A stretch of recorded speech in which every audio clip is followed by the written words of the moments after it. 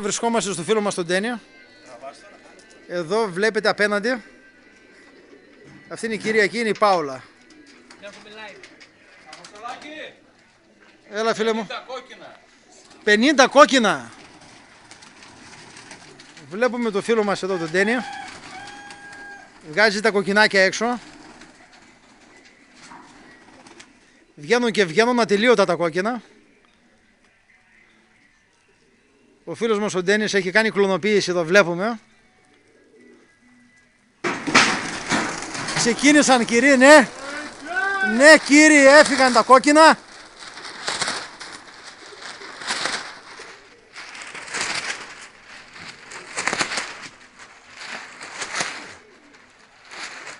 Τα βλέπουμε με όρθια ψηλά φτερά. Ναι, ναι κύριε, τα πουλιά μας άπλωσαν. Όχι, έπεισε και τενεκές.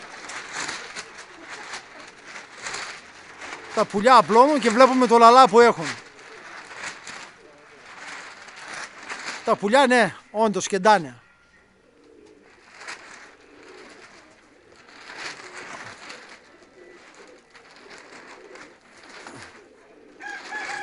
Τα πουλιά έχουν σκορπίσει, έχουν γεμίσει τη βροντού.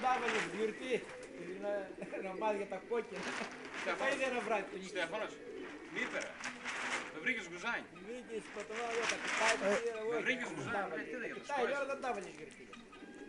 Τα πουλιά ήδη βγήκαν στα μισά κύριε. Να δούμε λίγο εδώ και τον κύριο αυτόν που χειρίζεται τα κόκκινα. Μια δήλωση. Τίποτα αποστόλη, τα πουλιά είναι στο χαμό. Στο χαμό. Ωραία φίλε μου. Τα πουλιά έπρεπε να έχουν γαλανάδα για να φαίνονται. Ναι, τα πιάνουμε πάλι εδώ. Η τεχνολογία του μπανάνι και το αποστόλη πιάνει μόνο αυτά τα πουλιά. Τα πουλιά βγήκαν στο πάτημα τώρα που βλέπετε. Είναι τέρμα στο πάτημα τα πουλιά. Τέρμα zoom, αποστόλη. Τέρμα zoom πάπαλα, άλλο zoom δεν έχουμε. Να έχουμε λίγο ακόμα, ναι. Είχαμε κάτι ψηλά ακόμη, ναι. Τα πιάνουμε τα πουλιά. Τα πουλιά είναι ακίνητα τελείως. Τώρα δεν μπορούμε να πιάσουμε τίποτα άλλο. Τώρα να, εδώ έχουμε να πάρουμε μια συνέντευξη εδώ στην κυρία. Εδώ, αυτή είναι η τρελιάρα είναι. Και αυτός ο τρελιάρης που χειρίζεται τα πουλιά.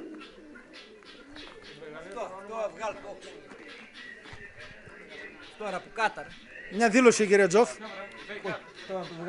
Μια δήλωση τι έχετε να πείτε για τα κόκκινα του Ντένι. Ο Ντένις τα άκουσε τώρα. Τα πουλιά τα άκουσε. Εσύ κύριε παππού παλιά. Ωραία, ωραία. Ωραία. Θέλουμε γαλανάδα ρε. Θέλουμε γαλανάδα για να δούμε τα πουλιά. Εκεί βλέπουμε και το πλήθος που έχουμε πίσω.